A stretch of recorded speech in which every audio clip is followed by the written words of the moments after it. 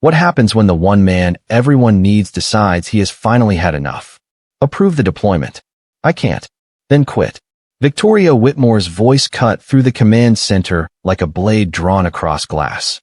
40 executives and senior engineers sat beneath the cold blue glow of the Atlas Sentinel monitors. Beyond the floor-to-ceiling windows, downtown Chicago shimmered through the rain, unaware that a decision inside this room could affect 3 hospitals, 1 emergency dispatch center, and a pilot traffic management network serving the city's north side. Caleb Mercer stood at the central console with one hand beside the authorization terminal. He wore no expensive suit, no polished watch, no symbol of power beyond the faded employee badge clipped to his belt. Just a blue shirt with the sleeves rolled up and the quiet expression of a man who had learned that dignity did not need an audience. The encryption layer is compromised, he said. There's an undocumented access channel buried beneath the identity service. Grant Holloway, Whitmore Dynamics Chief Operating Officer, leaned back in his chair. We ran the final scans twice. Your diagnostic scans were routed around the compromised code. That's not possible. No, Caleb said. It was designed to look legitimate. A murmur moved through the room. Victoria remained at the head of the table, straight-backed and motionless. For 12 years, she had rebuilt Whitmore Dynamics from a failing family company into a national cybersecurity contractor. She had survived hostile investors, broken partnerships, and board members who smiled while waiting for her to fail. Tonight's live deployment was supposed to secure the company's largest public sector contract. Instead, one senior engineer was standing between her and the future she had fought to build. You have 3 minutes to enter your authorization code, she said. Caleb looked toward the countdown display. 2:47. I won't certify a system that could lock hospital staff out of patient records or disrupt emergency dispatch. Grant scoffed. He's exaggerating a maintenance function. Caleb turned to Victoria. Give me 20 minutes and an isolated test environment. We don't have 20 minutes. You have a choice. No, Victoria said. You do. The servers hummed behind the glass. Air vents whispered overhead. Near the back of the room, someone set down a coffee cup, and the soft click sounded louder than it should have. Victoria stepped closer. This company employs 4,000 people, Mr. Mercer. Their jobs depend on this deployment. So do the people connected to that network. You are not the CEO. No. Then do as I said, or quit. Silence settled over the room. Not peaceful silence. The kind that comes when pride believes it has already won. Caleb studied Victoria for one long moment. There was no anger in his eyes. No fear. Only a tired certainty that unsettled her more than shouting ever could. Then he unclipped his badge. He placed it beside the authorization terminal. Then I quit. Several people stopped breathing. Caleb closed his laptop and walked toward the door. Where are you going? Grant demanded. To clear my desk. The doors opened with a soft electronic chime. Behind him, the countdown paused. Then Grant discreetly pressed a hardware security token against the executive console. The screen flashed. Deployment override accepted. An Atlas Sentinel began going live without Caleb's approval. The morning before the deployment, Caleb Mercer woke to the sound of rain tapping the kitchen window and his daughter whispering, Dad, you're burning the toast again. He turned from the stove. I'm improving it. It's black. That means it has character. Sophie folded her arms with the serious expression only a 10-year-old could manage before sunrise. Then she smiled, and the small apartment felt warmer than the weak yellow light above the sink. Caleb scraped the toast, packed her lunch, and tied her hair into a crooked braid. He had watched 3 videos and still could not make both sides even. Sophie studied herself in the hallway mirror. Mom did it better. She did everything better. The words came softly. For a moment, neither of them moved. A framed photograph rested on the bookshelf behind them. Claire Mercer stood beneath a summer sky, laughing with one hand over her eyes while Caleb held a much younger Sophie against his chest. 5 years had passed, but grief had never truly left. It had only learned to sit quietly at their table. Sophie picked up her cardboard bridge model. You'll be at the science fair tonight, right? Caleb checked the time. Front row. You promise? He knelt until they were eye to eye. I promise. That word carried more weight than she knew. Years earlier, during the Blackridge defense scandal, Caleb had spent months resisting pressure to certify a compromised network. There had been hearings, late-night audits, and supervisors who warned him that telling the truth would destroy his career. Claire had been sick then. One night, she called while he was still at the facility helping federal investigators preserve evidence. He told her he would reach the hospital soon. He arrived too late to hear her final words. Since that night, Caleb had never confused urgency with importance. At 6:42 a.m., he dropped Sophie at Lincoln Elementary and watched until she disappeared through the glass doors. Then he drove downtown. Whitmore Dynamics rose above the city in steel and blue glass, polished enough to hide every crack beneath it. Caleb entered through the employee lobby, nodded to security, and reached the engineering floor before most executives had poured their first coffee. By 8, he had repaired a routing failure two departments had blamed on each other for a week. By 9, Grant Holloway presented the solution as an operational breakthrough. Caleb said nothing. That was how the company knew him. Dependable, quiet, and always gone by 6. Some called it a lack of ambition. Victoria Whitmore called it limited commitment.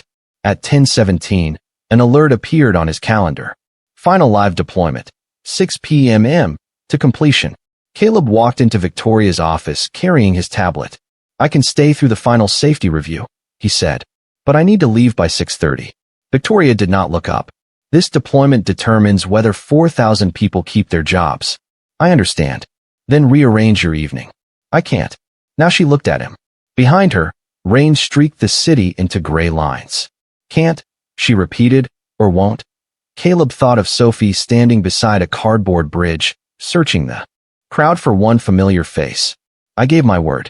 Victoria leaned back slowly. In her world, everyone eventually yielded to pressure. She mistook his boundary for weakness. And before the day was over, that mistake would cost them both. You don't bury a door inside a security system unless you expect someone to use it. Caleb said the words quietly, but Maya Torres stopped typing. The engineering floor was nearly empty. Evening rain pressed against the windows, and the city below had blurred into silver streaks beneath the streetlights. Most of the launch team had moved upstairs for the final deployment briefing. Caleb remained at his desk, studying code that should not have existed. Maya rolled her chair closer. What did you find? An undocumented remote access channel. In Atlas? Inside the identity service. That passed 3 audits. The audits never saw it. He turned the monitor toward her. A string of commands moved across the screen beneath routine authentication traffic. Whoever had written the code understood Atlas well enough to disguise it as a legitimate maintenance process. Maya's face tightened. Could it be an old testing tool? Testing tools leave signatures. This doesn't. It was built to hide. For several seconds, only the servers spoke. Their low mechanical hum filled the room like distant thunder. Caleb copied the evidence into an encrypted report, preserved the original logs, and generated a forensic checksum. Where are you going? Maya asked. To Grant. You think he'll listen? He's supposed to. Grant Holloway's office smelled of leather, expensive coffee, and the kind of confidence that rarely had to explain itself. He sat behind a walnut desk reviewing deployment projections when Caleb entered. You have 60 seconds, Grant said. Caleb placed the tablet in front of him. Atlas is compromised. Grant barely glanced at the screen. No, it isn't. There's a hidden access path tied to the Eastern Authentication Relay. We completed 3 independent reviews. Then someone routed those reviews around the affected code. Grant's jaw shifted. You're making a serious accusation. I'm reporting a serious risk. Grant rose and walked toward the window. His reflection hovered over the city like another man standing inside the glass. You understand what a delay means? He asked. The board freezes financing. The city contract collapses. 4,000 families start wondering how to pay their mortgages. And if we deploy, nothing happens. You can't promise that. Grant turned. Neither can you. The room went still. Caleb studied him. Not the words. The timing. The absence of surprise. Grant had not asked where the channel was. He had not asked how Caleb found it. He only wanted the report contained. Send this to no one, Grant said. I'll review it. Caleb took back the tablet.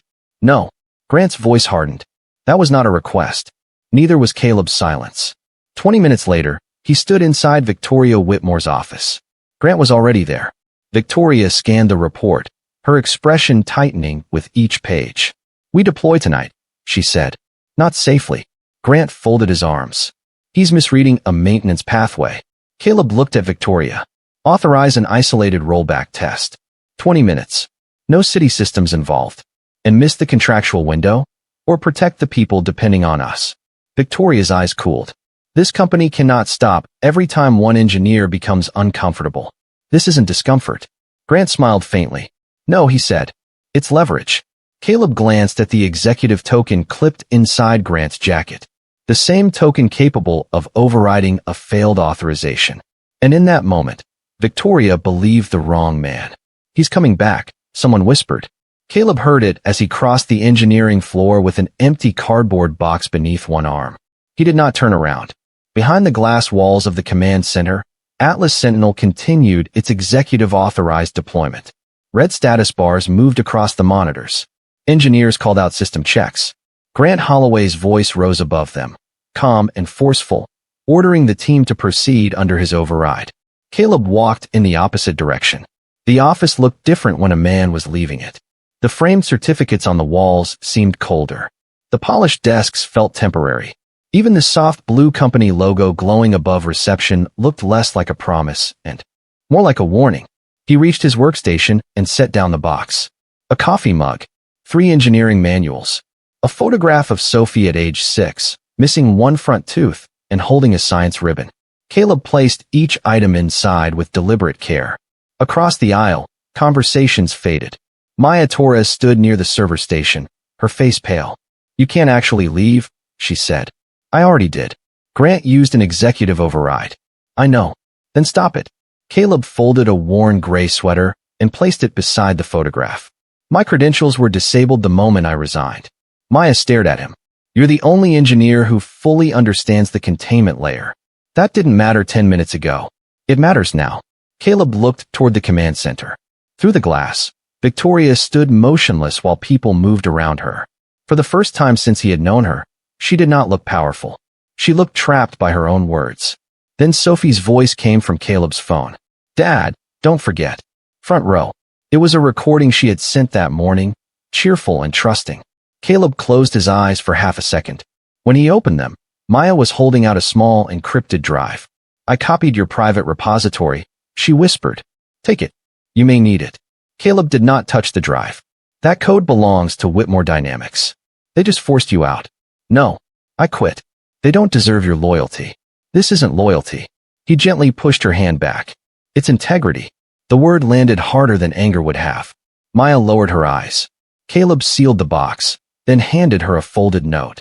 If Atlas activates, disconnect the eastern relay before it reaches the hospitals.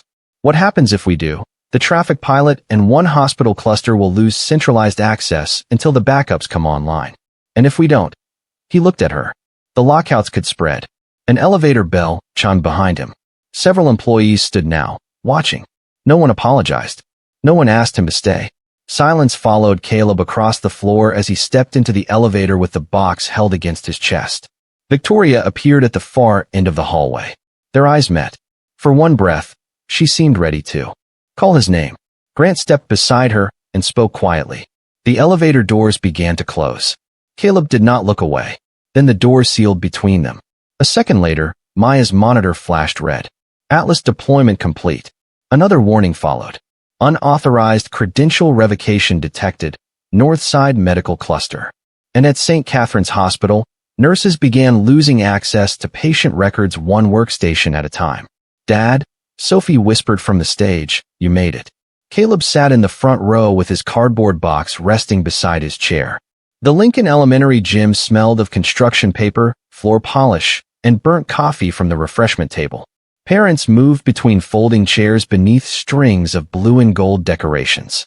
Children waited beside science projects made from foam board, glue, and more hope than engineering. Sophie stood behind a bridge built from wooden sticks. Her eyes found Caleb's. The tension left her shoulders. I told you, he said softly. She smiled and faced the judges.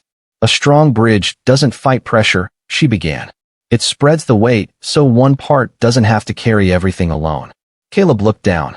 Sometimes children spoke truth without knowing who needed to hear it. Sophie added small metal weights to the center span. 1, 2, 3. The bridge bent slightly but held. Applause moved through the room. Then a phone vibrated.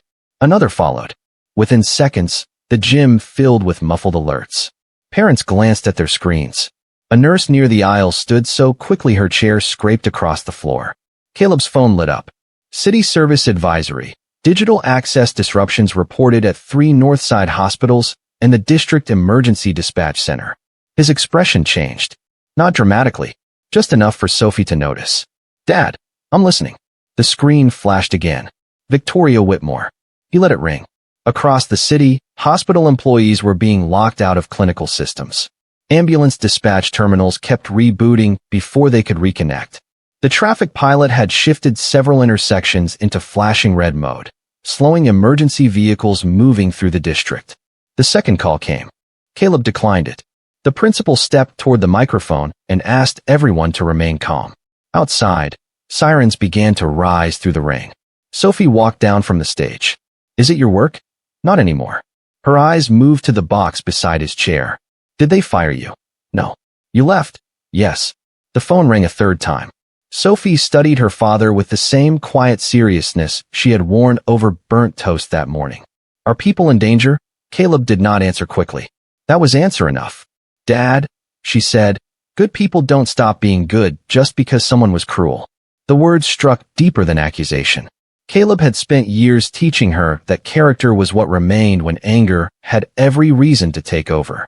Now she was handing the lesson back to him. He answered. Victoria's voice came through beneath alarms and shouted instructions. Caleb, the authentication service is locking out hospital users. I warned you. I know. Dispatch center, degraded. Not offline. Eastern relay, still connected. Isolate it now. Grant says the backup systems may not carry the load. Grant is the reason you're in this. Silence. Then Victoria spoke differently. No command. No pride. What do you need? A written emergency incident command authorization. Temporary credentials. Full logging. Federal cyber response notified. You'll have it. And Sophie needs somewhere safe. I'll send my chief of staff and security driver to the school. They'll take her to your neighbor, Mrs. Alvarez, and stay until you arrive. Caleb looked at Sophie. She nodded before he asked. Go, she said. Outside, another ambulance moved through the wet streets. Caleb stood. I'm not coming back for the company. I understand. I'm coming back for the people you put at risk. Nobody changes a system setting unless I authorize it. Caleb's voice was not loud. It did not need to be. The command center fell silent as he walked through the glass doors with rain on his shoulders and a temporary red security badge clipped to his shirt. Victoria's general counsel stood beside the entry terminal holding a signed emergency incident command order. Every action Caleb took would be logged, recorded, and reviewed. Victoria stepped forward. You have full technical authority for the response. For the incident, Caleb said. Not the company. Grant Holloway rose from the central console. He resigned less than an hour ago. Caleb looked at him. And your override triggered the deployment. Grant's face hardened. Victoria turned to the security director. Mr. Mercer's access is authorized. Mr. Holloway is restricted to observation. Victoria, Grant said, you cannot sideline your chief operating officer during a live crisis. I can when his credentials are part of the evidence. The words struck the room like a dropped glass. Caleb moved to the main console. Hospital status. 3 facilities affected, Maya said. Clinical workstations are locked out, but bedside equipment is isolated and functioning. Dispatch, running on manual backup at 60%. Traffic pilot, flashing red mode at 11 intersections. Eastern authentication relay, still carrying hostile requests. Caleb entered a command. Isolating the relay now. Expect temporary access loss at St. Catherine's and Mercy North. Grant stepped forward. That could deepen the outage. It will stop the spread. Caleb executed the isolation. The red lines on the display stopped multiplying. Victoria stood behind him. What do you need from me? Record every instruction. Notify the hospitals that restoration will happen in stages. No one promises a full recovery time until the forensic team confirms the backups are clean. Grant gave a cold laugh. You're turning this into theater. No, Caleb said. Evidence preservation. The room slowed. Caleb traced the malicious activity through signed administrative requests. Someone had used a valid executive certificate to hide the backdoor inside routine maintenance traffic, then triggered mass credential revocations after deployment. Maya leaned closer. The requests are bouncing through a remote host. Because the attacker expected us to look at the endpoint, not the signature. Only 3 executives held certificates capable of approving that level of access. Victoria, Grant, and the chief security officer, whose token had remained sealed in a monitored safe. Grant reached for his phone. 2 security officers moved between him and the door. Victoria's voice was calm. Place your phone on the table. This is insane. Now. He obeyed. Caleb redirected the hostile session into an isolated forensic environment. At the same time, the federal cyber response team joined by SecureLink and began verifying certificate usage, hardware token records, camera logs, and network telemetry. A match appeared. Grant's token had been used from his executive terminal at the exact moment of the deployment override. Then a second record surfaced. Encrypted messages between Grant and an acquisition firm that had been quietly buying Whitmore debt. Victoria stared at the screen. Why? Grant's composure cracked, but he did not confess. You have no idea how this company survives. No, Victoria said, but I know how you plan to profit from its collapse. Security officers took him by the arms. Caleb did not watch them leave. He focused on the hospitals. One by one, clean backup credentials came online. St. Catherine's first, then Mercy North. The dispatch center followed 23 minutes later. The full recovery would take hours. But the spread had stopped. And for the first time that night, the silence in the room did not belong to fear. It belonged to the truth. Mr. Mercer, the voice came from the command center doorway shortly after dawn. Caleb looked up from the recovery console. A woman in a dark federal jacket stood beside 2 members of the cyber response team.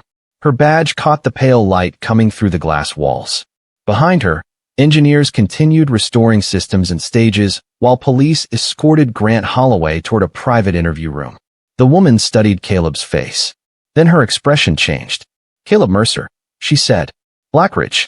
The room went still. Victoria turned toward him. Caleb closed the latest restoration report. That was a long time ago. 7 years, the investigator replied. You preserved the audit trail that exposed falsified safety certifications on the Blackridge Defense Network. Maya looked at Caleb as if she were seeing him for the first time. The investigator stepped closer. You also refused to sign the replacement system after senior officials ordered you to approve it. Caleb's jaw tightened. I refused to certify something I knew was unsafe. And your testimony cleared 32 engineers who had been framed for decisions made above their pay grade. Silence spread through the command center. Not shocked silence. Ashamed silence. Victoria looked toward the empty cardboard box beside Caleb's former station. The worn sweater. The coffee mug. Sophie's smiling photograph. She had believed he was a cautious employee protecting his pride. The truth was harder. He was a man who had already paid dearly for protecting strangers. How much did it cost you? Victoria asked. Caleb did not answer immediately. The investigator did. His clearance. His position. Most of his professional references. Caleb's eyes moved toward the rain-streaked windows. And time with my wife, he said. The words were quiet, but they changed the room. During Blackridge, Claire had been dying. Caleb had spent months preserving evidence, attending hearings, and resisting pressure to sign a false report. One night, while he was helping investigators secure the final records, she called from the hospital. He told her he was on his way. He arrived too late. Caleb never said that telling the truth had caused her death. But the cost of those choices had taught him something permanent. No deadline was worth pretending danger did not exist, and no job was worth abandoning the people who trusted him. Victoria understood the shape of it now. The late nights. The public accusations. The supervisors who called obedience loyalty and truth betrayal. Then she had placed him inside the same choice. Sign what he knew was unsafe. Or walk away alone. A public relations director approached Victoria with a tablet. The press is downstairs. We can say Holloway acted independently. We describe Mr. Mercer as an external specialist brought in during the response. Victoria looked at the prepared statement. It would protect the board. It would protect the contract. It would make her look deceived instead of responsible. She handed the tablet back. No. The director blinked. Ms. Whitmore, I authorized the deployment. You were given false information. I ignored accurate information. The distinction. Settled over everyone. Victoria turned toward Caleb. I was wrong. He met her eyes.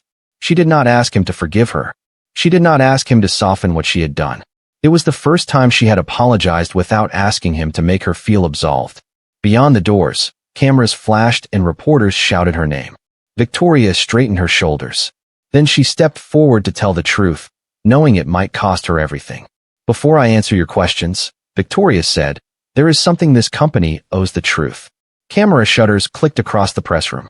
Reporters filled every seat. Federal investigators stood along the back wall beneath the harsh white lights. On the stage behind Victoria, the Whitmore Dynamics logo glowed in polished blue, clean and confident, as if the building had not spent the night fighting for breath. Caleb stood near the rear doors. Sophie was safe at Mrs. Alvarez's apartment with Victoria's chief of staff nearby, waiting for him to come home. Victoria unfolded the statement prepared by legal counsel. Then she set it aside. At 8:14 last night, I was warned that Atlas Sentinel contained a serious security vulnerability. A murmur moved through the room. I was advised to postpone deployment and run an isolated rollback test. By whom? A reporter called. Victoria looked toward Caleb. By Caleb Mercer. Every head turned. Caleb did not straighten. He did not smile. He stood with the quiet dignity of a man who had stopped needing the room's approval years ago. Victoria continued. I rejected his warning. I treated caution as disloyalty, professional judgment as defiance, and authority as permission to stop listening. A board attorney rose from the side aisle. Ms. Whitmore, I strongly recommend, sit down, Daniel. He froze. 3 words. Then silence. Victoria placed both hands on the podium. Grant Holloway is under investigation for introducing a concealed access channel and manipulating the deployment process. But his actions succeeded because I created the conditions for them. I chose speed over safety. I chose appearances over truth. And when Mr. Mercer refused to certify a system he believed could harm people, I told him to obey or quit. A reporter leaned forward. Did Mr. Mercer abandon the company during the incident? No. Victoria's answer came without hesitation. This company abandoned the values he tried to protect. The room became completely still. No whispers. No keys tapping. Only the faint electrical hum of the lights overhead. Victoria removed her executive badge. Effective immediately, I am resigning as Chief Executive Officer and requesting an independent investigation into the company's governance, deployment controls, and executive override procedures. The board chairman stood. You can resign, but you cannot dictate the succession or the terms of the investigation. No, Victoria said, but I can refuse to hide behind this office. You'll destroy investor confidence. Deception destroys confidence. Accountability gives it a chance to return. She placed the badge on the podium. It made a small sound, but Caleb felt the weight of it from across the room. The woman who once believed power meant never yielding had finally understood that dignity sometimes required surrender. Reporters erupted with questions. Victoria ignored them. She stepped away from the microphones and walked toward Caleb. I won't ask you to return as an employee. That's wise. A faint, exhausted smile touched her face. I am asking whether you'll serve as an independent incident reviewer until the hospitals and city systems are fully restored. Under whose authority? Federal oversight, outside counsel, and the board's audit committee. Everything documented. Caleb studied her. And if they reject my findings, then they reject them in writing. That answer mattered. Not because it erased what she had done, because it showed she had finally learned to listen. Caleb gave one slow nod. I'll finish the review. Relief crossed her face. But I'm not doing it for you, he added. I know. Behind them, the press room remained silent. This time, no one was waiting for Caleb to prove who he was. They finally understood. A bridge doesn't become strong because it never breaks, Sophie said. It becomes strong because someone decides to rebuild it. 6 months later, sunlight poured through the windows of Lincoln Elementary's gymnasium. Warming rows of science projects and hand-painted signs. Parents moved between tables carrying paper cups of coffee. Children explained volcanoes, solar systems, and machines held together by tape, hope, and too much glue. At the center of the room, Sophie Mercer stood beside a rebuilt wooden bridge. Caleb watched from the front row. This time, there was no cardboard box at his feet. Whitmore Dynamics had changed in ways no press release could manufacture. Every public safety deployment now required independent technical approval. Engineers could stop a launch without fear of retaliation. Executive override keys were logged, limited, and reviewed by an outside committee. Above Caleb's office door, a new title rested beneath his name: Chief Integrity and Systems Officer. He had accepted the position only after the board adopted 3 conditions. No undisclosed executive overrides, no retaliation for documented safety concerns, and no meeting important enough to make him break a promise to his daughter. Victoria had not offered him the role herself. She had supported the independent search process, then removed herself from the final vote. That mattered to Caleb. So did everything that came after. 2 weeks after the crisis, Victoria had visited Mrs. Alvarez's apartment to apologize to Sophie. Not with flowers, not with gifts. She sat at the kitchen table and said, "I made your father choose between his work and his word to you. He should never have been put in that position."